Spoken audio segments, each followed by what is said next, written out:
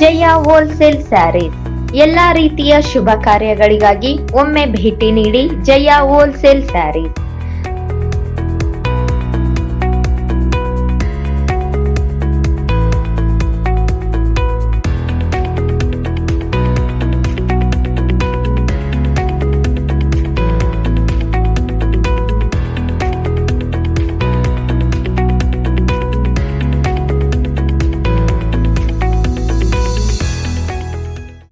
ಮನೆಯಲ್ಲಿಯೇ ಬಟ್ಟೆ ವ್ಯಾಪಾರ ಮಾಡಲು ಯೋಚಿಸುತ್ತಿದ್ದೀರಾ? ಯಾವ ಹೋಲ್ಸೇಲ್ ಅಂಗಡಿಯಲ್ಲಿ ಬಟ್ಟೆ ಖರೀದಿಸಬೇಕು ಎಂದು ಗೊಂದಲದಲ್ಲಿದ್ದೀರಾ? ಹಾಗಾದರೆ ಒಮ್ಮೆ ಭೇಟಿ ನೀಡಿ ಜಯ ಹೋಲ್ಸೇಲ್ ಸ್ಯಾರೀಸ್. ನಮ್ಮಲ್ಲಿ 80 ರೂಪಾಯಿಯಿಂದ ಹಿಡಿದು 10,000ವರೆಗಿನ georgette saris, cotton saris, silk saris, Mysore silk saris, Gadwal cotton saris, Banaras saris ಹಾಗೂ ವಿವಿಧ ತರಹದ ರೆಡಿಮೇಡ್ ಡ್ರೆಸ್ಗಳು, ಅದೇ ರೀತಿ ಬ್ರಾಂಡೆಡ್ ಉಡುಪುಗಳು ನಮ್ಮಲ್ಲಿ ಲಭ್ಯವಿವೆ.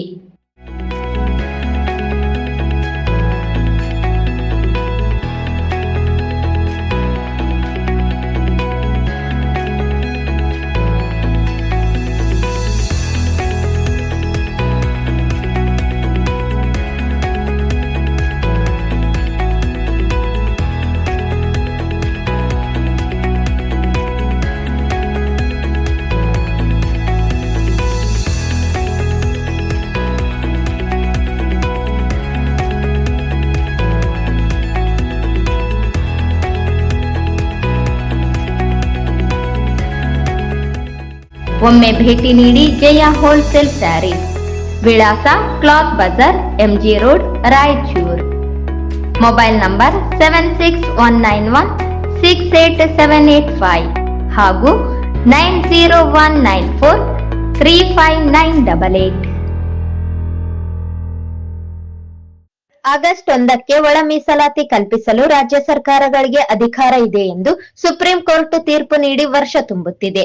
ಆದರೆ ಕರ್ನಾಟಕ ಸರ್ಕಾರ ಒಳ ಮೀಸಲಾತಿ ಜಾರಿಗೆ ಮೀನಾಮೇಷ ಎಣಿಸುತ್ತಿರುವುದನ್ನು ವಿರೋಧಿಸಿ ಹೋರಾಟವನ್ನು ತೀವ್ರಗೊಳಿಸಲಾಗುವುದು ಎಂದು ಕೇಂದ್ರ ಮಾಜಿ ಸಚಿವ ನಾರಾಯಣಸ್ವಾಮಿ ಹೇಳಿದರು.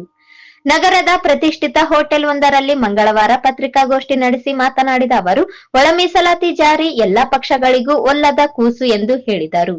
ಒಳ ಮೀಸಲಾತಿ ಪರಿಕಲ್ಪನೆ ಜನ್ಮ ತಳೆದ ದಿನದಂದು 30 ವರ್ಷಗಳ ಕಾಲ ಸುದೀರ್ಘವಾಗಿ ಹೋರಾಟ ನಡೆದು ಬಂದ ಇತಿಹಾಸವನ್ನು ಮೆಲುಕು ಹಾಕಿದ ಅವರು, ಈಗಾಗಲೇ ದೇಶದಲ್ಲಿ 2 ರಾಜ್ಯಗಳು ಒಳ ಮೀಸಲಾತಿಯನ್ನು ಜಾರಿ ಮಾಡಿವೆ. ಆದರೆ ಕರ್ನಾಟಕದಲ್ಲಿ ಜಾರಿಯಾಗುವುದಕ್ಕೆ ಮಲ್ಲಿಕಾರ್ಜುನ ಖರ್ಗೆ ಹಾಗೂ ಪ್ರಿಯಾಂಕಾ ಖರ್ಗೆ ಅಂತವರು ಅಡ್ಡಗಾಲು ಹಾಕುತ್ತಿದ್ದಾರೆ ಎಂದು ಆರೋಪಿಸಿದರು. ಮಾದಿಗ ಸಮಾಜದ ಏಳಿಗೆಗಾಗಿ ನಾವು ಈಗ ಪ್ರಬಲ ಹೋರಾಟಕ್ಕೆ ಸಿದ್ಧರಾಗಿದ್ದೇವೆ ಎಂದು ಹೇಳಿದ ಅವರು, ಆಗಸ್ಟ್ 1ರಿಂದ ಹೋರಾಟ ತೀವ್ರಗೊಳ್ಳಲಿದೆ. ಒಳ ಮೀಸಲಾತಿ ಪಡೆಯುವವರೆಗೂ ಹೋರಾಟ ನಿಲ್ಲಲ್ಲ ಎಂದರು. ಅಧಿಕಾರದಲ್ಲಿದ್ದಾಗಿನ ಮಾತಿಗೂ ಈಗಿನ ಮಾತಿಗೂ ವ್ಯತ್ಯಾಸ ಕಂಡು ಬರುತ್ತಿದೆ ಎಂಬ ಪತ್ರಕರ್ತರ ಪ್ರಶ್ನೆಗೆ ಉತ್ತರಿಸಿದ ಅವರು, ನಾವು ಯಾವಾಗಲೂ ಒಳ ಮೀಸಲಾತಿ ಜಾರಿ ಪರವಾಗಿದ್ದೇವೆ ಎಂದರು. ಈ ರಾಜ್ಯದ ಮಾಧ್ಯಮ ಮಿತ್ರರಿಗೆ ಗೊತ್ತಿದೆ, ಒಳ ಮೀಸಲಾತಿ ಆಂಧ್ರಪ್ರದೇಶದಲ್ಲಿ ಸನ್ಮಾನ್ಯ ಮಂದಕೃಷ್ಣ ಮಾದಿಗರ್ ಅವರ ನೇತೃತ್ವದಲ್ಲಿ ಒಳ ಮೀಸಲಾತಿಗಾಗಿ ಹೋರಾಟವನ್ನ ಮಾಡಿದ್ರು. ಆ ಹೋರಾಟದ ಪ್ರತಿಫಲ 1998ರಲ್ಲಿ ಆಂಧ್ರಪ್ರದೇಶ ಸರ್ಕಾರ, ಅಂದಿನ ಸರ್ಕಾರ ಒಳ ಮೀಸಲಾತಿಯನ್ನು ನೀಡಿತ್ತು. ಬಹುಶಃ ದಶಕದ ಕಾಲ ಮೀಸಲಾತಿಯಿಂದ ವಂಚಿತರಾಗಿರ್ತಕ್ಕಂಥ ಮಾದಿಗ ಸಮುದಾಯಕ್ಕೆ ಡಾಕ್ಟರ್ BR ಅಂಬೇಡ್ಕರ್ ಅವರು ಕೊಟ್ಟಂತಹ ಮೀಸಲಾತಿಯ ಉಪಯೋಗ ಆಗಿತ್ತು. ಅದರ ಉಪಯೋಗವನ್ನ ಉದ್ಯೋಗ, ಶಿಕ್ಷಣ, ಸಾಮಾಜಿಕವಾಗಿ ಮುಖ್ಯವಾಹಿನಿಗೆ ಬದಲಿಗೆ 4 ವರ್ಷಗಳ ಕಾಲ ಅದು ಬದಲಾವಣೆಯನ್ನ ಆಂಧ್ರಪ್ರದೇಶದಲ್ಲಿ ನೋಡಿದ್ರು. ಅಲ್ಲಿನ EV ಚೆನ್ನೈ ಅವರು ಒಳ ಮೀಸಲಾತಿ ಕೊಡುವ ಅಧಿಕಾರ ರಾಜ್ಯ ಸರ್ಕಾರಕ್ಕೆ ಇಲ್ಲ ಅಂತ ಹೇಳಿ ಹೈಕೋರ್ಟ್ಗೆ ಹೋಗಿದ್ರು. ಹೈಕೋರ್ಟ್ ಅಲ್ಲಿ ಆಂಧ್ರಪ್ರದೇಶದಲ್ಲಿರ್ತಕ್ಕಂಥ ತಾರತಮ್ಯ ಮೀಸಲಾತಿಯಿಂದ ವಂಚಿತರಾದಂತಹ ಮಾದಿಗ ಮತ್ತು ರೈತ ಸಮುದಾಯಕ್ಕೆ ಮೀಸಲಾತಿ ಅವಶ್ಯಕತೆ ಇದೆ, ರಾಜ್ಯ ಸರ್ಕಾರಕ್ಕೆ ಅಧಿಕಾರ ಇದೆ ಅಂತ ಜಡ್ಜ್ಮೆಂಟ್ ಅನ್ನು ನೀಡಿದರು. ಆದರೆ ಅಲ್ಲಿನ ಹೈಕೋರ್ಟ್ಗೆ ಹೋದಂತ ಇ.ವಿ. ಚೆನ್ನೈ ಅವರು ಹೈಕೋರ್ಟ್ನ ಜಡ್ಜ್ಮೆಂಟ್ನ ವಿರುದ್ಧವಾಗಿ ಸುಪ್ರೀಂ ಕೋರ್ಟ್ಗೆ ಅರ್ಜಿಯನ್ನ ಹಾಕಿದ್ರು. ಸುಪ್ರೀಂ ಕೋರ್ಟಿನ ಪಂಚಪೀಠ ಸಂತೋಷ್ ಹೆಗ್ಡೆ ಅವರ ನೇತೃತ್ವದ ಪೀಠ 2005ರಲ್ಲಿ ಈ ರಾಜ್ಯದ ಪರಿಶಿಷ್ಟ ಜಾತಿಯವರು ಹೋಮೋಜೀನಿಯಸ್ ಪಂಗಡಕ್ಕೆ ಸೇರಿದವರು, ಹೋಮೋಜೀನಿಯಸ್ ಪಂಗಡಕ್ಕೆ ಒಂದೇ ಸಂಸ್ಕೃತಿ, ಒಂದೇ ಜೀವನ ಪದ್ಧತಿ, ಒಂದೇ ಗುಂಪಿಗೆ ಸೇರಿದವರು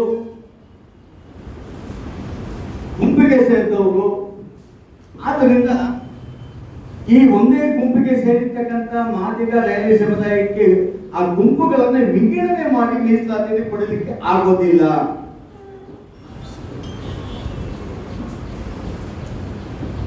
ಅದರ ಜೊತೆಗೆ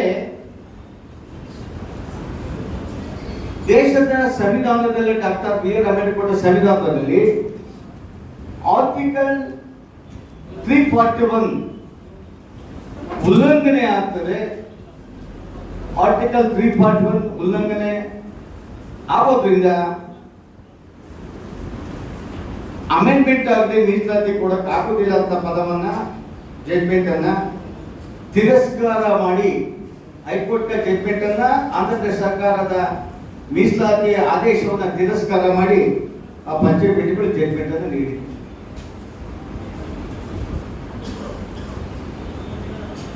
ಅಲ್ಲಿನ ಕಾಂಗ್ರೆಸ್ನವರ ಪ್ರಯತ್ನ ಸೋನಿಯಾ ಗಾಂಧಿ ಅವರನ್ನು ಭೇಟಿ ಮಾಡಿ ಒಳ ಮೀಸಲಾತಿ ಈ ದೇಶದಲ್ಲಿ ಬೇಕು ಅಂತ ಹೇಳಿ ಅಂದಿನ ಕಾಂಗ್ರೆಸ್ ಸರ್ಕಾರ ಉಷಾ ಮೆಹ್ರಾ ಕಮಿಷನ್ ಅನ್ನ ಮಾಡಿದೆ. ಉಷಾ ಮೆಹ್ರಾ ಕಮಿಟಿ 2006ರಲ್ಲಿ ಆದಾಗ ಆ ಕಮಿಷನ್ ಒಂದು ರಿಪೋರ್ಟ್ ಅನ್ನು ಸಬ್ಮಿಟ್ ಮಾಡಿದೆ. ಈ ದೇಶದಲ್ಲಿ ಮೀಸಲಾತಿಯಲ್ಲಿ ವ್ಯತ್ಯಾಸ ಆಗ್ತಾ ಇದೆ. ಅನೇಕ ಶೋಷಿತ ವರ್ಗ ಅಸ್ಪೃಶ್ಯರು ತಮಗೆ ಸಿಗಬೇಕಾದಂತ ಮೀಸಲಾತಿ ಪಡಿಲಿಕ್ಕೆ ಆಗಲಿಲ್ಲ, ವಂಚಿತರಾಗ್ತಾ ಇದ್ದಾರೆ. ಆ ಸಮುದಾಯಕ್ಕೆ ಒಳ ಮೀಸಲಾತಿ ಅವಶ್ಯಕತೆ ಇದೆ. ಆದ್ರೆ ಅವರು ಅದೇ ಪ್ರತಿಪಾದನೆ ಮಾಡೋದು ಹೋಮೋಜಿನಿಯಸ್ ಗುಂಪಿಗೆ ಸೇರಿದವರು ಅಂತೇಳಿ ಆರ್ಟಿಕಲ್ 341 ಅಮೆಂಡ್ಮೆಂಟ್ ಮಾಡಿ ಆರ್ಟಿಕಲ್ 341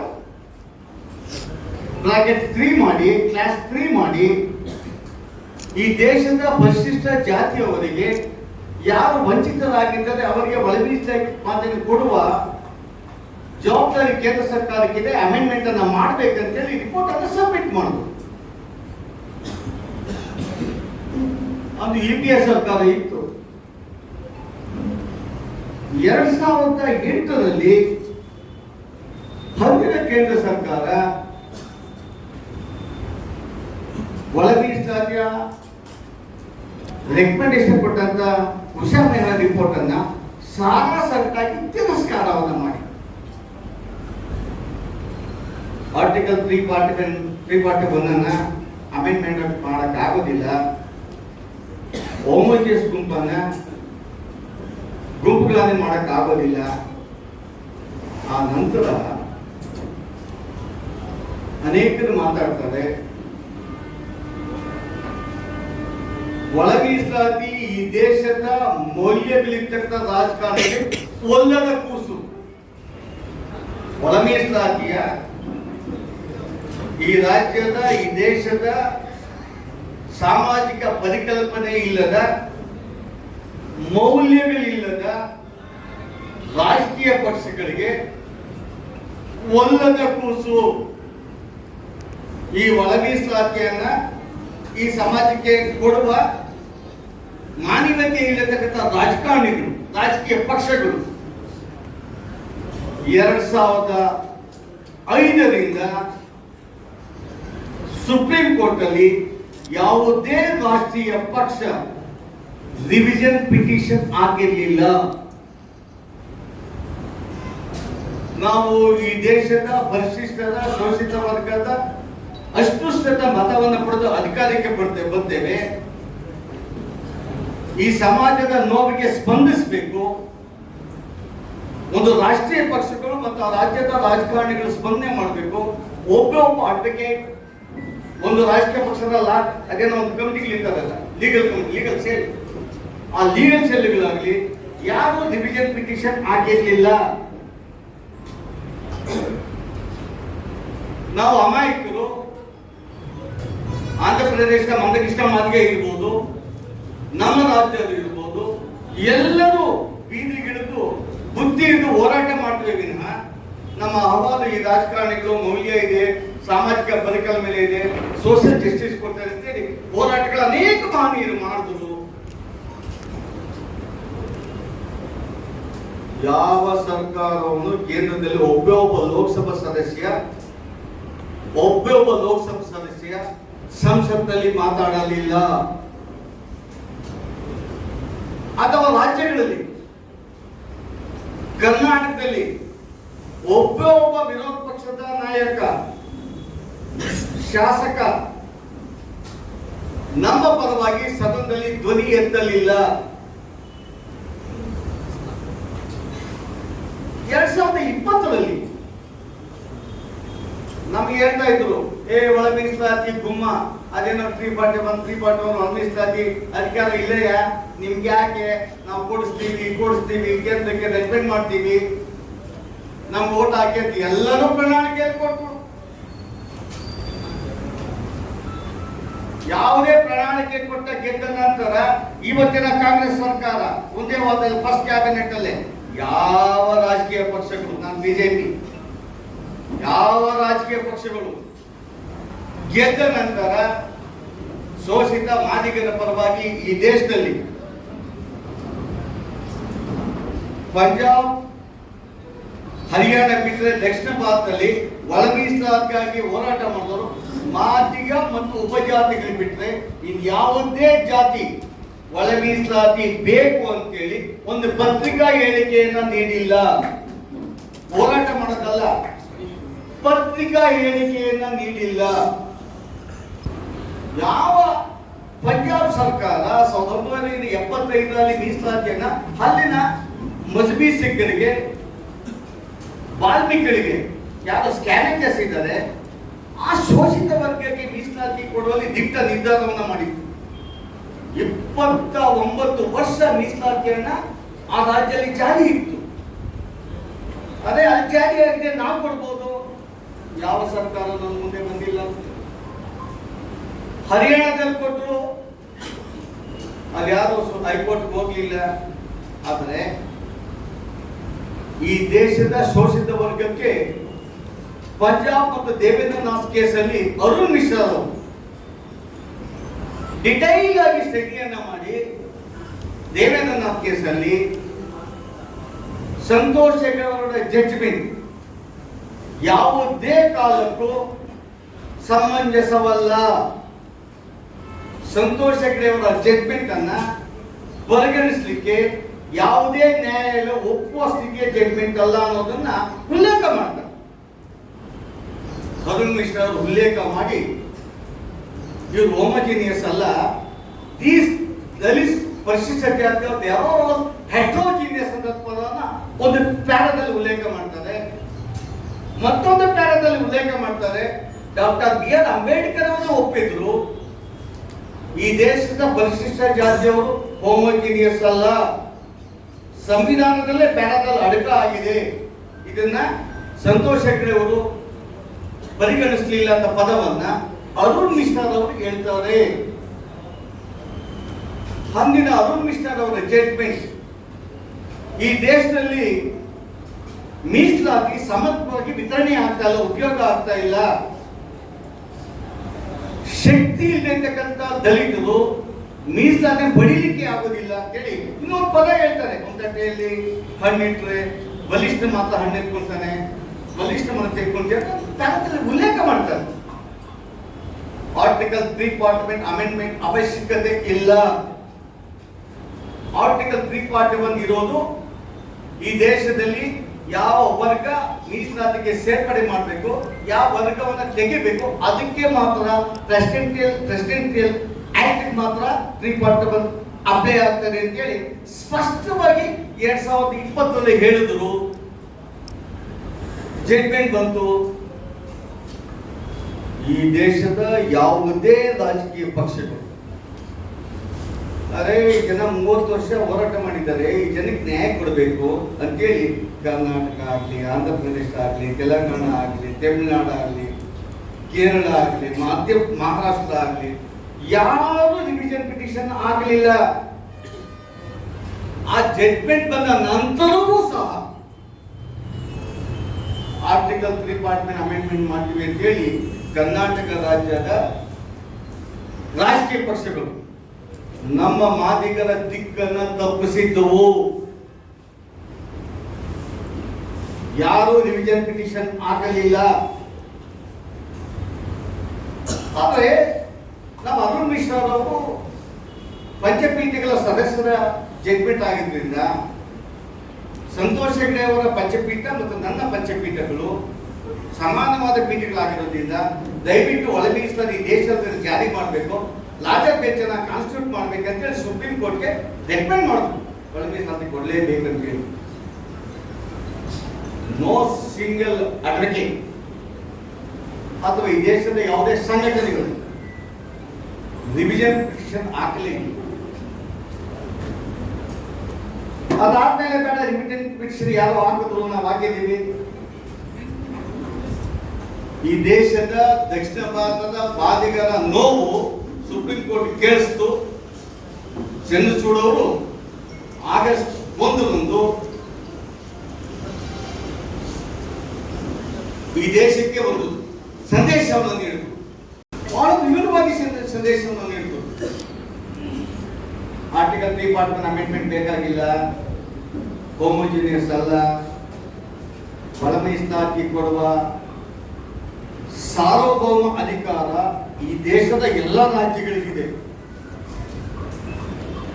ಆದರೆ ಈ ರಾಜ್ಯಗಳು ಕಾಲ ಕಾಲಕ್ಕೆ ಮೀಸಲಾತಿಗಳನ್ನ, ಯೋಜನೆಗಳನ್ನ ಪರಿಷ್ಕರಿಸುವ ಅಧಿಕಾರ ಆರ್ಟಿಕಲ್ 15-16 ನೀಡಿದ್ದೀವಿ. ಯಾವ ರಾಜ್ಯ ಸರ್ಕಾರ, ಯಾವುದೇ ರಾಜಕೀಯ ಪಕ್ಷಗಳು ಆರ್ಟಿಕಲ್ 15-16 ಪರಿಗಣಿಸಿ ಪ್ರತಿ 10 ವರ್ಷಕ್ಕೆ ರಿವಿಷನ್ ಆಗಬೇಕು. ಮೀಸಲಾತಿ ಯಾರು ಕೊಡಬೇಕು, ಕೊಡಬಾರ್ದು, ಯಾರು ಮುಖ್ಯವಾಗಿ ಬಂದಿಲ್ಲದೆ ಬರಲಿಲ್ಲ, ಇದು ರಾಜ್ಯಗಳ ಜವಾಬ್ದಾರಿ. ನೀವು ಒಳ ಮೀಸಲಾತಿ ಕೊಡುವ ಸಾರ್ವಭೌಮತೆ ನಿಮಗಿದೆ ಅಂತೇಳಿ ಜಡ್ಜ್ಮೆಂಟ್ ಅನ್ನ ಆಗಸ್ಟ್ 1 ನೀಡಿ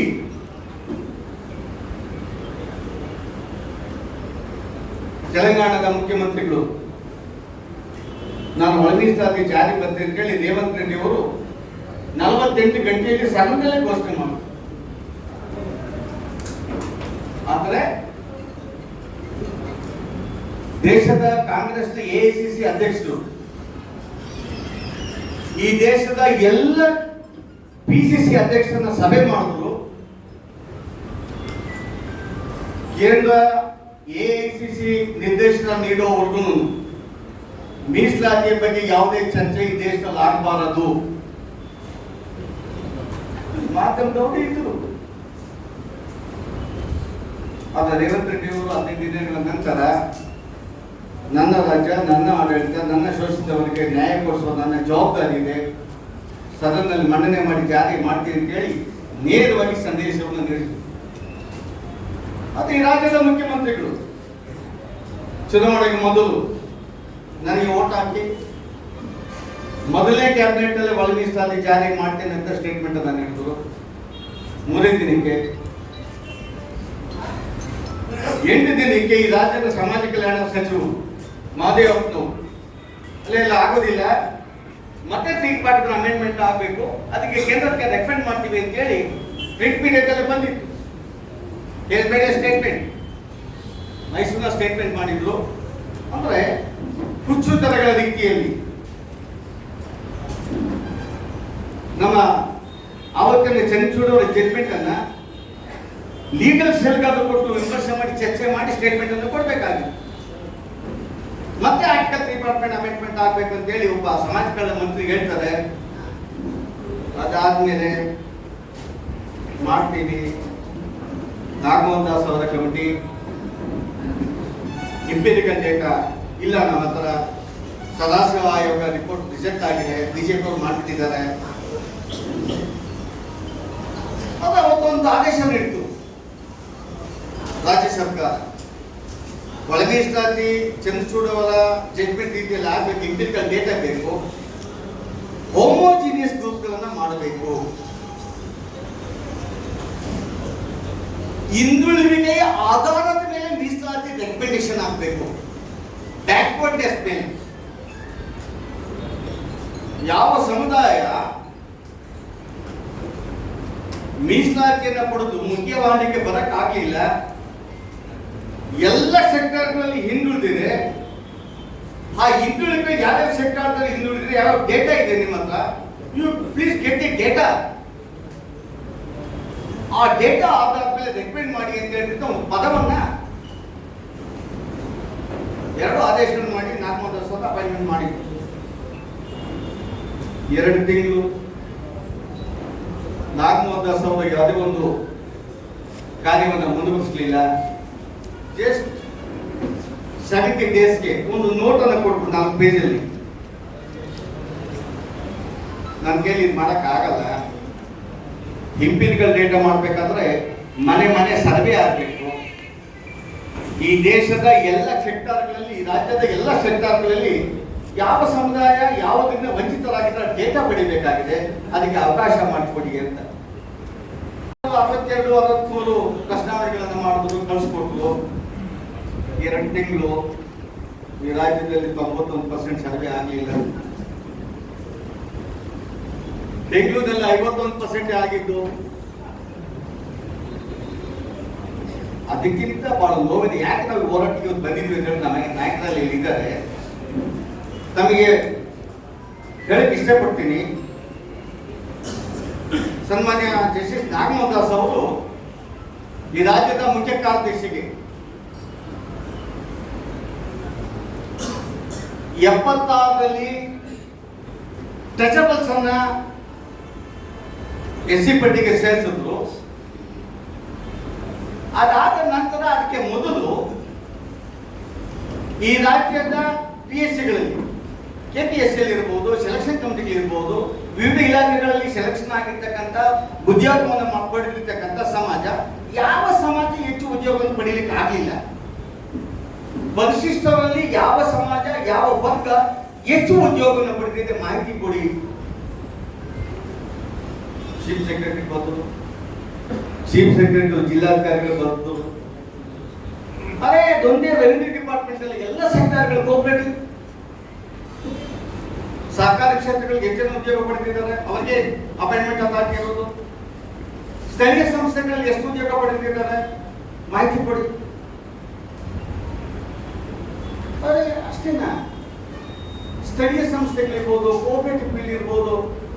ಅಲ್ಲ, ಇದಕ್ಕಿಂತ ಮಿಗಿಲಾಗಿ ಈ ರಾಜ್ಯದಲ್ಲಿ ಗ್ರಾಮ ಪಂಚಾಯಿತಿ, ಜಿಲ್ಲಾ ಪಂಚಾಯಿತಿ, ತಾಲೂಕ್ ಪಂಚಾಯತ್ ಚುನಾವಣೆಗಳಲ್ಲಿ ಯಾವ ವರ್ಗ ಹೆಚ್ಚು ಅಧಿಕಾರವನ್ನು ಪಡೆದಿದೆ?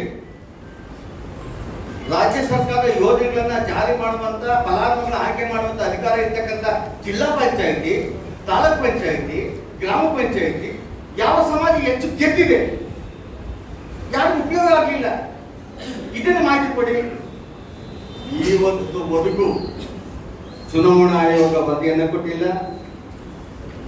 ಇವತ್ತುವರೆಗೂ ಸಹಕಾರಿ ಕ್ಷೇತ್ರದ ವರದಿಯನ್ನು ಕೊಟ್ಟಿಲ್ಲ, ಇವತ್ತು ಅರ್ಬನ್ ಡೆವಲಪ್ಮೆಂಟ್ ವರದಿಯನ್ನು ಕೊಟ್ಟಿಲ್ಲ, ಇವತ್ತವರೆಗೂ ಈ ರಾಜ್ಯದ ಚೀಫ್ ಸೆಕ್ರೆಟರಿ ಈ ಎಲ್ಲ ಇಲಾಖೆಗಳನ್ನ ಸರಿ ಸಭೆ ಮಾಡಿ ಕರಾಟೆ ಕೊಟ್ಟಿಲ್ಲ. ಅಂದ್ರೆ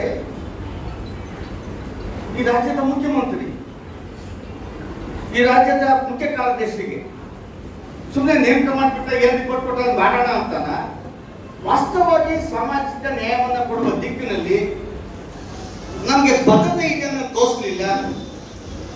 ಅನೇಕ ಸಾರಿ ಮಾಧ್ಯಮದಲ್ಲಿ ಹೇಳ್ತಾ ಇದ್ದೀನಿ ನಾನು, ಸಂತೋಷ್ ನಾಗಮೋಹನ್ ದಾಸ್ ಅವರ ಜಾತಿ ಗಣತಿ ಅಥವಾ ಎಂಪಿರಿಕಲ್ ಡೇಟಾ ಸಮರ್ಪಕವಾಗಿ ಆಗ್ತಾ ಇಲ್ಲ. ಅವರೇ ಹೇಳ್ತಾ ಇದ್ರು ಈ ರಾತ್ರಿಯಲ್ಲಿ 2011 ಮೊದಲು 44 ಲಕ್ಷ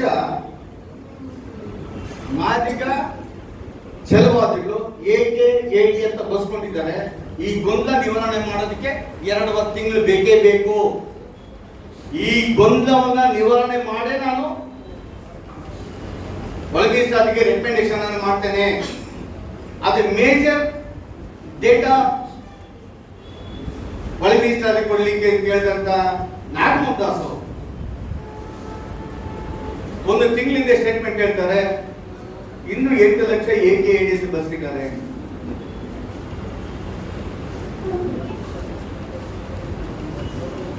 ಪ್ರತಿ ಬಾರಿ ಈಗಾಗಲೇ ಆಗಸ್ಟ್ 1ಕ್ಕೆ 1 ವರ್ಷ ಆಗ್ತದೆ ಸುಪ್ರೀಂ ಕೋರ್ಟ್ ಜಡ್ಜ್ಮೆಂಟ್ ಬಂದು. ನಮ್ಮ ಕೆಲವು ಮಂತ್ರಿಗಳು ಹೇಳ್ತಾರೆ, ಅರೆ ಮಾಡ್ತೀವ್ರಿ ಸಮಾಧಾನವಾಗಿರಿ, ಬುದ್ಧಿ ಇಟ್ಕೊಂಡು ಓಡಾಡೋದು ಇಲ್ಲೇ ಕೂತಿದ್ದಾರೆ, ಎಡಬಲ ಕೂತಿದ್ದಾರೆ.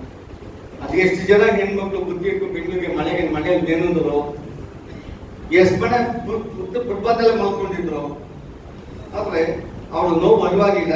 ಇವತ್ತು ನಿನ್ನೆ ಮೊನ್ನೆ ಒಂದು ಸ್ಟೇಟ್ಮೆಂಟ್ ಕೊಟ್ಟಿದ್ದಾರೆ ನಾಗಮೋಹನ್ ದಾಸ್ ಅವರು. 1,07,00,000 ಇದ್ದಾರೆ.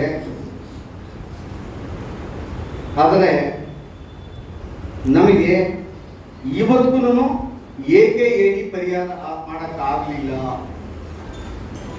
6ನೇ ತಾರೀಕು ಕ್ಲೋಸ್ ಆಯ್ತು ಸಭೆ, ಪರಿಹಾರ ಮಾಡಕ್ಕಾಗಲಿಲ್ಲ. ಏಕೆ ಏಡಿ ಛಲವಾದಿಗಳು ಮಾದಿಗ ಸಮುದಾಯ ಸಮಾನವಾಗಿದ್ದಾರೆ. He never gone to the data which available in the Nagnam Das Commission report. Without knowing all those things, he made a statement. Madiga ಮತ್ತು ಛಲವಾದಿಗಳು ಸಮಾನ ಸಂಖ್ಯೆಯಲ್ಲಿ ರಾಜ್ಯದಲ್ಲಿ ಇದ್ದಾರೆ. ಅಂದ್ರೆ ನಮ್ಗೆ ಅನುಮಾನ ಇದೆ, ನಮಗೆ ನ್ಯಾಯ ಕೊಡೋದಿಲ್ಲ. ಅದಕ್ಕೆ ಒಂದು ಪದ ಹೇಳ್ಬಾರ್ದು, ಒಬ್ಬ ರಾಜಕಾರಣಿಯಾಗಿ ಸಮಾಜ ಸುಧಾರಣೆ ಹೇಳ್ಬಾರ್ದು. ಚುನಾವಣಾ ಆಯೋಗದ ಬಗ್ಗೆ ಹೇಳ್ತಾ ಇದ್ದೇನೆ ನಾನು.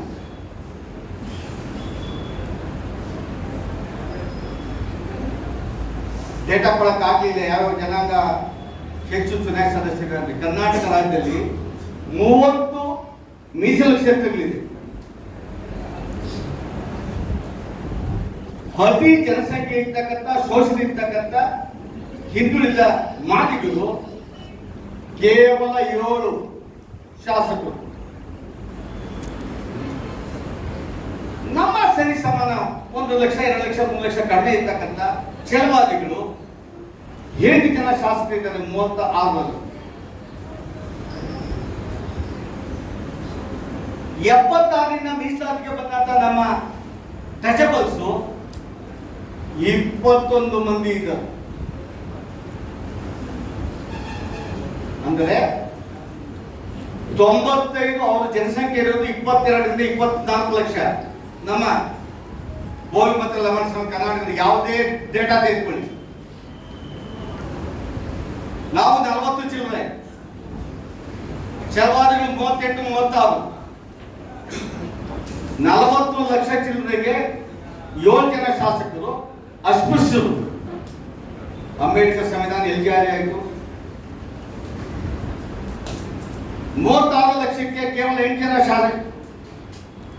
ಶಾಸಕರು.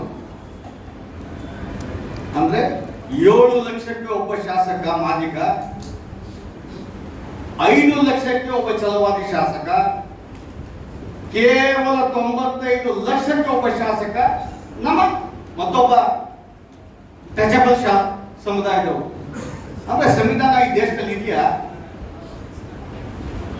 ಅಂಬೇಡ್ಕರ್ ಅವರ ಸಂದೇಶ, ಅಂಬೇಡ್ಕರ್ ಅವರ ನಿರೀಕ್ಷೆ, ಅಪೇಕ್ಷೆ ಅಸ್ಪೃಶ್ಯರಿಗೆ ಮೀಸಲಾತಿ ಈ ರಾಜ್ಯದಲ್ಲಿ ಜಾರಿ ಆಯ್ತಾ ಅಂತ ನನ್ನ ಪ್ರಶ್ನೆ ಇದೆ.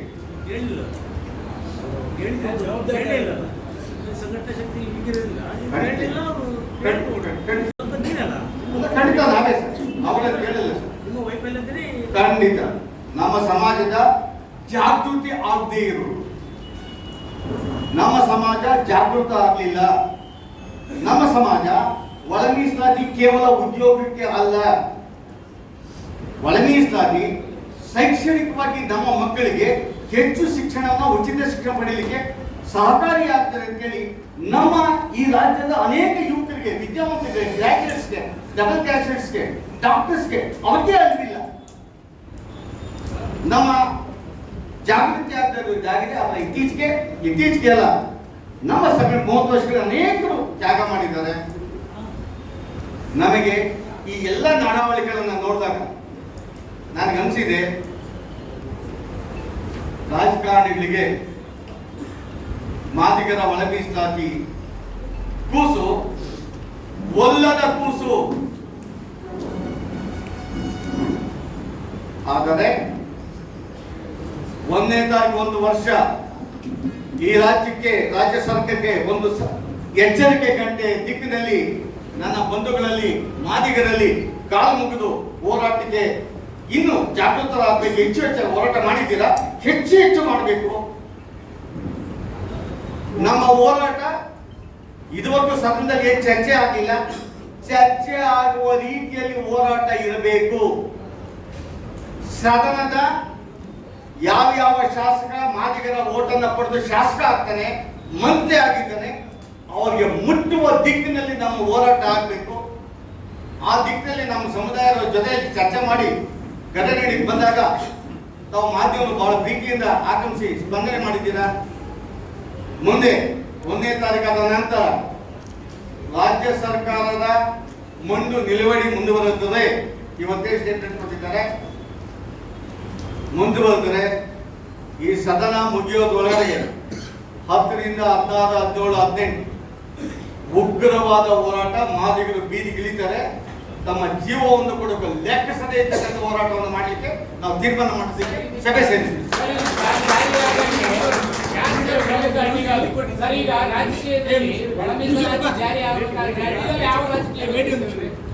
ಯಾವ ರಾಜಕೀಯ ವ್ಯಕ್ತಿ ಈಗ ನಿಮಗೆ ಈ ಮಂತ್ರಿಗಳು ಹೊರಗೂ ಇದೆ. ರಾಜ್ಯ ಸರ್ಕಾರ ಈ ಮಂತ್ರಿಗಳಲ್ಲಿ ರಾಷ್ಟ್ರೀಯ ಆಯೋಗದ ವರದಿಯನ್ನು ಜಾರಿ ಮಾಡಬೇಕು ಕೊಟ್ಟಂತಂದ್ರೆ ಅವಾಗ ನಿಮ್ದು ಹೋರಾಟ ಇರ್ತದ. ಖಂಡಿತವಾಗ್ಲೂ ಜಸ್ಟಿಸ್ ನಾಗಮೋಹನ್ ದಾಸ್ ವರದಿ ಯಾವ ರೀತಿ ಇರ್ತದೆ, ವರದಿಯ ನಂತರ ರಾಜ್ಯ ಸರ್ಕಾರದ ನಿಲುವು, ಆ ನಿಲುವನ್ನ ಎಚ್ಚರಿಸಲಿಕ್ಕೆ ನಮ್ಮ ಹೋರಾಟದ ಕಾಲವನ್ನು ಕಡಿಮೆ ಮಾಡೋದಿಲ್ಲ. ನಾವು ಅನುಮಾನ ಇರೋದ್ರಿಂದ ಆ ಎಚ್ಚರಿಕೆ ಕಾವು, ಎಚ್ಚರಿಕೆ ಜಾಗೃತಿ ಸಮಾಜದಲ್ಲಿ ಮತ್ತು ಸರ್ಕಾರಕ್ಕೆ ಒಂದು ಎಚ್ಚರಿಕೆ ಗಂಟೆಯಾಗಿ ಜಾರಿ ಮಾಡೋವರೆಗೂ ನಾವು ಎದ್ದಿದ್ದೇವೆ. ಮೀಸಲಾತಿ ಜಾರಿ ಆಗ್ತಾ ಇದ್ರೆ ಈಗ ಹರಿಯಾಣ ಆಗಲಿ, ಆಂಧ್ರ ಪ್ರದೇಶದಲ್ಲಿ ತೆಲಂಗಾಣದಲ್ಲಿ ಆಯ್ತು, ಆದ್ರೆ ಕರ್ನಾಟಕದಲ್ಲಿ ಯಾಕೆ ಆಗ್ತಾ ಇಲ್ಲ? ಯಾವ ರಾಜಕೀಯ ವ್ಯಕ್ತಿ ಕಾರಣ ಅಂತ ಹೇಳ್ಬಿಟ್ಟು ನೀವು ಎಡಬಲ ಕೂತ್ಕೊಂಡಿರೋರು ಹೇಳ್ತಾರೆ. ಆ ರೀತಿ ನೀವು ಏನಾದರೂ ಆಪಾದನೆ ಮಾಡ್ತೀರಾ? ಖಂಡಿತವಾಗ್ಲೂ ತಮಗೆ ದಾಖಲೆ ಇದೆ, ನನ್ನ ಹತ್ರ ದಾಖಲೆ ಇಲ್ಲ. You want to make a confirmation, you got to Delhi press media. Supreme statement ಬಂದಂತ 6 ದಿನಗಳಲ್ಲಿ ಈ ದೇಶದ ಕಾಂಗ್ರೆಸ್ನ ಎಐಸಿ ಅಧ್ಯಕ್ಷರು ಸಭೆ ಮಾಡಿದ್ರು, ಹೇಳಿದ್ರು. ಆದರೆ ತೆಲಂಗಾಣ ಮುಖ್ಯಮಂತ್ರಿಗಳು ಅದನ್ನು ಧಿಕ್ಕರಿಸಿ ಒಳ ಮೀಸಲಾತಿ ಜಾರಿ ಮಾಡಿದ್ದಾರೆ. ಆದರೆ ನಮ್ಮ ಈ ಸಮುದಾಯದ ಮುಖಂಡರು, ಇವರು ಅಸ್ಪೃಶ್ಯರ ನಾಯಕರು, ಇವರು ರಾಷ್ಟ್ರ ಮಟ್ಟದವರು, ರಾಜ್ಯ ಮಟ್ಟದವರು, ಮಲ್ಲಿಕಾರ್ಜುನ ಖರ್ಗೆ ಅವರು ಇರ್ಬೋದು, ಖರ್ಗೆ ಅವರ ಸುಪುತ್ರ ಇರ್ಬೋದು, ಮಾದೇವನವರು ಇರ್ಬೋದು, ಪರಮೇಶ್ವರ್ ಇರ್ಬೋದು, ಕೇಶ್ ಮನೆಯವರು, ತಿಮ್ಮಾಪುರವರು, ನಿಮ್ಗೆ ಯಾಕೆ ಮಾಡ್ತಾರೆ ವೆಯ್ಟ್ ಮಾಡಿ ಅಂತಾರೆ. ಮಾಡೇ ತಿಂತೀವಿ. ಬೆಳಗಾಂ ಅಧಿವೇಶನದಲ್ಲಿ ಮಾದೇವನವರು ಹೇಳಿದ್ರು 3 ತಿಂಗಳಲ್ಲಿ ನಾನು ಮಾಡಿಲ್ಲ, ಅಧಿಕಾರದಲ್ಲಿ ಉಳಿಯೋದಿಲ್ಲ ಅಂತ. ಆದರೆ ಇವತ್ತುವರೆಗೂ ನಾಗಮೋಹನ್ ದಾಸ್ ಅವರ ಎಕ್ಸ್ಟೆನ್ಷನ್ಸ್ ನಂತರ ಒಂದು ಪದವನ್ನ ಮಾದಿಗರಿಗೆ ವಿಶ್ವಾಸ ಬರುವ ದಿಕ್ಕಿನಲ್ಲಿ ನಮ್ಮ ನಾಯಕರ ಬಳಿ ಚರ್ಚೆ ಮಾಡಲಿಲ್ಲ.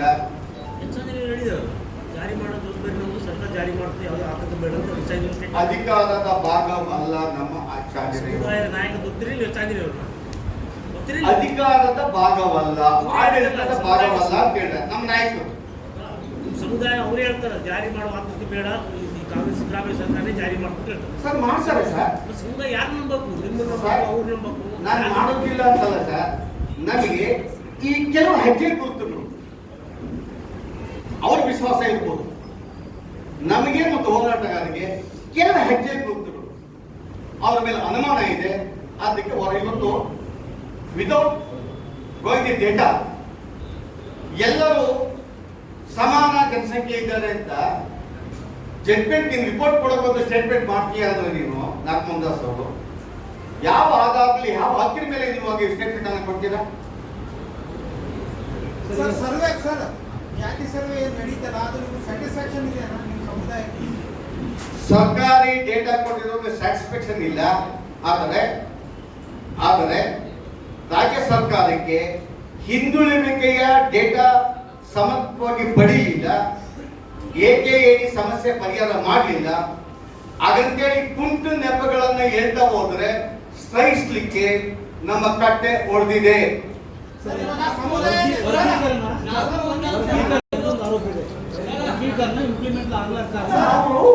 ಅಂತ ಸ್ಥಾನದಲ್ಲಿ ಇದ್ದಾರೆ ಮಲ್ಲಿಕಾರ್ಜುನ ಖರ್ಗೆ ಅವರು. ಅಂತ ಸ್ಥಾನದಲ್ಲಿ ಮಲ್ಲಿಕಾರ್ಜುನ ಖರ್ಗೆ ಅವರು ಮನಸ್ಸು ಮಾಡಿರ್ತಾರೆ. ನಾನೇ ಮಾಡ್ತಾ ಇದ್ದೀನಲ್ಲ, ನನ್ನ ಬಿಜೆಪಿ ಏನ್ ಮಾಡ್ತಾ ಇಲ್ಲ. ಒಬ್ಬ ಈ ಮಾದಿಗನಾಗಿ ಮಾದಿಗ ತಾಯಿಯ ಮಗನಾಗಿ ಕೂತಿದ್ದೀನಿ, ಬಿಜೆಪಿ ನಾಯಕನಾಗಿ ನಾವು ಇಲ್ಲಿ ಕೂತಿಲ್ಲ.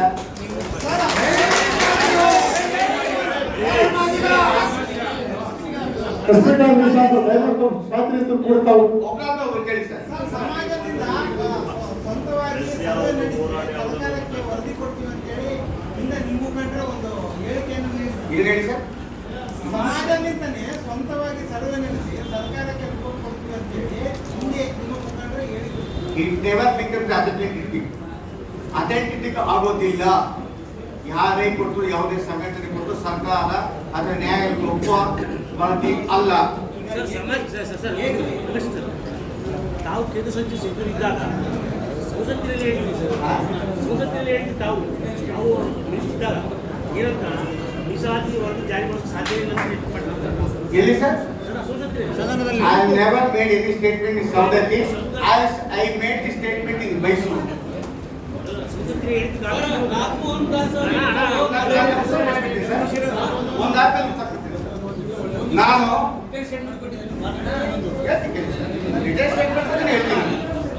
ನಾನು ಈ ಒಳಮೀಸಲಾತಿಯ ಬಗ್ಗೆ ಗಂಭೀರವಾದ ಮೂವ್ಮೆಂಟ್ ಅನ್ನು ಮಾಡಿದ್ದೆ. ಎಲ್ಲೋ ಒಂದ್ ಕಡೆ ನನಗೆ ಅಸಹಕಾರ ಸಿಕ್ಕಿದ್ದಾಗ ನಾನು ಸ್ಟೇಟ್ಮೆಂಟ್ ಮೈಸೂರಿನಲ್ಲಿ ಮಾಡಿದ್ದೆ. ಬಹಳ ಕಷ್ಟ ಕಾಲದ ಒಳಮೀಸಲಾತಿ ಚರ್ಚೆಗಳಿದೆ ಅಂತ ಪದವನ್ನು ಹೇಳಿದ್ದೆ. ಬಹಳ ಕಷ್ಟ ಇದೆ ಸಮಾಜಕ್ಕೆ ಅಂತ I don't deny. Parliamental question ಹಾಕಿದ್ದು ಆಂಧ್ರದ್ದು. I made a detail statement. Andhra Pradesh ಏನಾಯ್ತು, ಅರುಣ್ ಮಿಶ್ರಾ ಏನು ಜಡ್ಮೆಂಟ್ ಅನ್ನು ಕೊಟ್ಟಿದ್ದಾರೆ. ದಕ್ಷಿಣ ಭಾರತದ ಮಾದಿಗರಿಗೆ ಯಾಕೆ ಬೇಕು? ನೀವು ಕಾಪಿ ಕಳ್ಸ್ಕೊಟ್ಟಿರಿ. ಒಂದು ಯಾರು ಮಾಡ್ತಾರೆ ನೀವು ಅದರಲ್ಲಿ ಸ್ಪಷ್ಟವಾಗಿ ಹೇಳ್ತೀರಿ ಸಂವಿಧಾನದಲ್ಲಿ ಅವಕಾಶ ಇಲ್ಲ I never made a statement like this. Please, you get it now. ಸದ್ಯಕ್ಕಾಗಿ ಕಾಪಿಲ್ಲ ನೋಡಿ. ಕಾಪಿ ಕೊಡೋದು ಕೊಡ್ತೀನಿ ನಾನು ಕೊಟ್ಟಲ್ಲ, ನಿನ್ನ ಸ್ಟೇಟ್ಮೆಂಟ್ ಇಷ್ಟು ಹೋಗಿ ಹಂಗೆ ಮಾಡ್ಕೊಳ್ಳ. ನಾನು ಹೇಳ್ತಾ ಇದ್ದೀನಿ ಸರ್, ನಾನು ಹೇಳ್ತಾ ಇದ್ದೀನಿ ಸರ್, ಈ ದೇಶದಲ್ಲಿ ಒಳ ಮೀಸಲಾತಿ ಅವಶ್ಯಕತೆ ಇದೆ. ನನ್ನ ಸ್ಟೇಟ್ಮೆಂಟ್ ನೋಡಿದೀವಿ, ನಾನು ಬೇಕಾದ 10 ನಿಮಿಷ ತರಿಸ್ಬಿಡ್ತೀನಿ. ಅವಶ್ಯಕತೆ ಇದೆ, ಆದರೆ we are awaiting for the court judgement ಅಂತ ಪದವನ್ನು ಹೇಳಿ ಬೇಕಾಗಿದೆ. I am awaiting for the court judgment ಅಂತ ಹೇಳಿದ್ವಿ, because it is in the Supreme Court. Sir ಈಗ ಜಡ್ಜ್ಮೆಂಟ್ ಆಗಿ ಒಂದು ವರ್ಷದೊಳಗೆ ಸರ್ಕಾರ ತಾವು ಇದ್ದಾಗ ರಾಜ್ಯ ಸರ್ಕಾರದಿಂದ ಇತ್ತು, ಕೇಂದ್ರ ಸರ್ಕಾರ ತಾವಿದ್ರಿ, ತಾವು ಸಂವಿಧಾನ ಮೀಸಲಾತಿ ಬಗ್ಗೆ ಮಾತಾಡಿ ನಾನು ಕೆಲವು ಪದಗಳನ್ನ ಅವತ್ತು ಜವಾಬ್ದಾರಿ ಯಾವತ್ತೂ ಜಾರಿ ಮಾಡಬೇಕಾಯ್ತಲ್ಲ, ಯಾಕೆ ಮಾಡಿಲ್ಲ? ನಾನು ಕೆಲವು ಪದಗಳನ್ನ ಅರ್ಥ ಮಾಡ್ಬೇಕು ಸರ್. ಯಾವುದೇ ರಾಜಕೀಯ ಪಕ್ಷಗಳು ಈ ಕೂಸನ್ನ ಮುದ್ದಾಡಲಿಕ್ಕೆ ಮುಂದೆ ಬರಲಿಲ್ಲ, ಬರೋದು ಇಲ್ಲ. I have made clear statement in front of anybody. ಅದಾದ್ಮೇಲೆ this movement, Nasapa, who has made this movement? It is because of my movement only we got judgment in the Supreme Court. Yes, sir. Sir ಈಗ 1 ವರ್ಷದೊಳಗೆ August 1ರಲ್ಲಿ ಯಾರು ಚಪ್ಪಲಿ ಹೊಡಬಾರ್ದಪ್ಪ, ಯಾರು This is well known to the Karnataka Madigas, Telangana Madigas. Telangana Madiga ಅವರು movement start ಮಾಡಿದ್ರು. ಅದಾದ್ಮೇಲೆ ಕರ್ನಾಟಕ ನಮ್ಮಲ್ಲಿ ಕರ್ನಾಟಕ ಮೂವ್ಮೆಂಟ್ ಸ್ಟಾರ್ಟ್ ಆಗಿದೆ ಗೊತ್ತಿಲ್ಲ. ಆಮೇಲೆ ಮಾಡಿದ್ಮೇಲೆ ನೀವು ಅದರಲ್ಲಿ diversion I have not made any statement. ಒಬ್ಬರು ಮಾಡಿದ್ರೆ ಬೇರೆ ಬೇರೆ Sir, ನೀವು ಆಗಬೇಡಿ ಸರ್. ಮಾಡಿದ್ರಿ ಸರ್, ಮಾಡಿಲ್ಲ ಸರ್, ಮಾಡಿಲ್ಲ ಸರ್, ಒಂದು ಹೇಳಿ ಸರ್, ನಾನು ಯಾವ್ದು ಒಂದು ಸಂಘಟನೆ ಮಾಡಿದ್ರೆ ಒಳ ಮೀಸಲಾತಿ ಬಂದಿಲ್ಲ. ಸಾಹೇಬ್ರೆ ಅನೇಕ ಸಂಘಟನೆಗಳಿದೆ, ಅವರ ಪಾಠ ಅವ್ರ ಸ್ಟೇಟ್ಮೆಂಟ್ ಮಾಡಿದ್ದಾರೆ, ವಿರೋಧ ಮಾಡಲಿಲ್ಲ. ಎಲ್ಲರೂ ಒಳ ಮೀಸಲಾತಿಗಾಗಿ ಅವ್ರು ಹೆಂಗಾದ್ರೂ ಪದಗಳಲ್ಲಿ ಅಲ್ಟಿಮೇಟ್ ಆಗಿ ಎಲ್ಲರ ನಿರೀಕ್ಷೆ ಅಪೇಕ್ಷೆಗಳು ಈ ಸಮಾಜಕ್ಕೆ ಒಳ ಮೀಸಲಾತಿ ಬಂದ್ಬೇಕು. ಸ್ಟೇಟ್ಮೆಂಟ್ ಒಂದೊಂದು ಮಾತು ಹೇಳ್ತಾರೆ. I don't like to oppose this. Sir, ಈಗ 1 ವರ್ಷದೊಳಗೆ ಮಾಡ್ಬೇಕಂತೇಳಿ ಸುಪ್ರೀಂ ಪಂಚಪೀಠಗಳ ಆದೇಶ ಆದ ಮೇಲೆ ಕೂಡ ಸರ್ಕಾರ ಮಾಡಿಲ್ಲ ಅಂದ್ರೆ ಒಳ್ಳೆ 1 ವರ್ಷದೊಳಗೆ ಮಾಡ್ಬೇಕಂತ ಸುಪ್ರೀಂ ಕೋರ್ಟ್ ಜಡ್ಜ್ಮೆಂಟ್ ಆಗಿದೆ.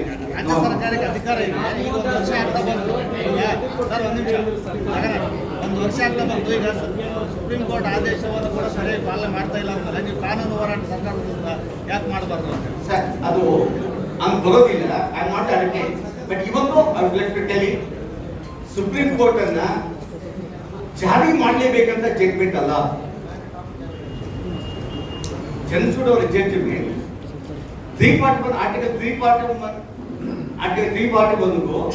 ಒಳ ಮೀಸಲಾತಿಗೂ ಯಾವುದೇ ಅಡ್ಡ ಬರೋದಿಲ್ಲ. ಇನ್ನು ಮೇಲೆ ಈ ದೇಶದ ಯಾವುದೇ ರಾಜ್ಯದವರು ಒಳ ಮೀಸಲಾತಿ ಜಾರಲಿಕ್ಕೆ 341ಗೆ ಅನುಮತಿ ಕೊಡಿ ಅಂತ ಎಲ್ಲೂ ಹೋಗ್ಬೇಡಿ ಕೋರ್ಟ್ಗೆ.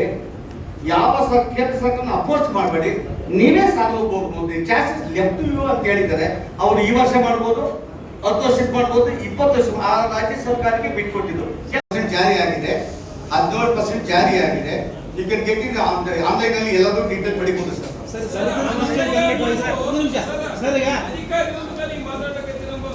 ಅಧಿಕಾರ ಇದ್ದಾಗ ಮಾತಾಡಿದ್ದೀನಿ. ನನ್ನ ಯೂಟ್ಯೂಬ್ ಅನ್ನ, ನನ್ನ ಫೇಸ್ಬುಕ್ ಅನ್ನ, ಯಾವುದೇ ಡಾಕ್ಯುಮೆಂಟ್ ಅನ್ನು ಪಡೀರಿ ನೀವು. ನಾನು ಮಂತ್ರಿ ಇದ್ದಾಗ ಇದೇ ಪ್ರತಿಪಾದನೆಯನ್ನ, ಅದು ಆಂಧ್ರ ಪ್ರದೇಶ ಇರ್ಬೋದು, ತಮಿಳುನಾಡು ಇರ್ಬೋದು, ಕೇರಳ ಇರ್ಬೋದು, ಮಹಾರಾಷ್ಟ್ರ ಇರ್ಬೋದು, ಕರ್ನಾಟಕದ ಎಲ್ಲ ಕಡೆ ಪ್ರತಿಪಾದನೆ ಮಾಡಿ ಗೆದ್ದೆ ತಿಂತಿರೋದು ಪದವನ್ನ made statement in front of all. Anjaneya ಅವರು ಹೇಳ್ತಾರೆ sir, Ambedkar sir Anjaneya It was the suspect whether we need the amendment or not. ಎಲ್ಲರೂ ಅನುಮಾನದಲ್ಲಿದ್ರು. All of the governments are recommended to the government of India. Siddaramaiah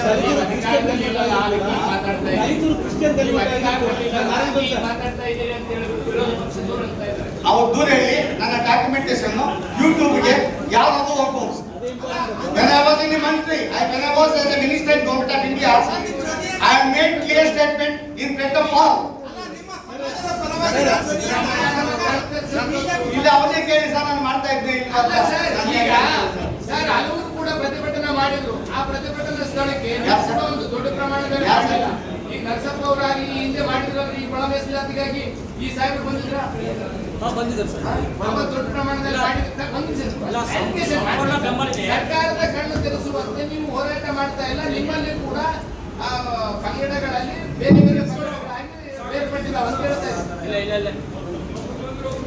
sir, ಈಗ ನಿಮ್ಮದೇ ಸಮುದಾಯದ ಈ ಸಂದರ್ಭದಲ್ಲಿ Ravindra Jaldar, Mareppa, M Virupakshi, JB Raju, P Yellappa ಸೇರಿದಂತೆ ಇತರರಿದ್ದರು.